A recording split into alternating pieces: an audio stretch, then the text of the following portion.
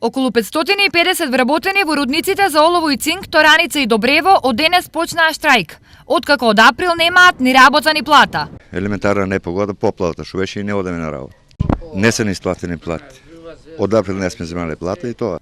Најголемиот дел од рударите денес не сакаат да зборуваат пред камера, но со заштита на идентитетот сепак се согласија да ги кажат своите барања. Исплата на опринос сите за месецот март, исплата на утоплатата за месец април и барање за исплата на заостанатиот минат труд и сменско работење. За решавање и нормализирање на состојбата, рударите во неколку наврати биле на разговор со раководството, но досега ефект од тоа нема.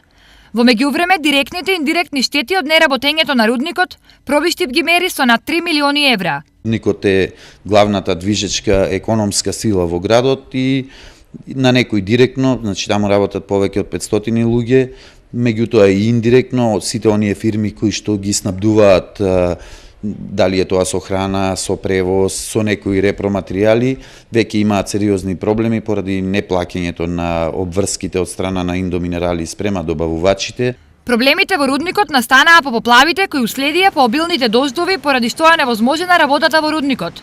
Но во меѓувреме се доцни со набавка на пумпата за испумпување на водата, што состојбата дополнително ја пролонгира. Жерскиот тим на рудникот се уште ја нема набавено таа пумпа, иако имаше на неколку пати и укажување, односно задолжување од страна на техничкиот инспекторат да биде обезбедена пумпата. Моите информации се дека до овој момент се уште таа пумпа не е обезбедена. За проблемот во рудникот, раководството на Индоминерали се огласи со соопштение во кое се вели: За доцнењето на платите Индоминерали и Метали навремено ги информираше сите надлежни институции, вклучително и синдикатот.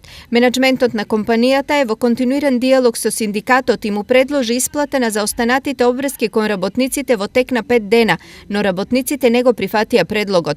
Преговорите со синдикатот се во тек и компанијата се надева дека за доброто на работниците и на рудниците ќе најдеме заеднички прифатливо решение.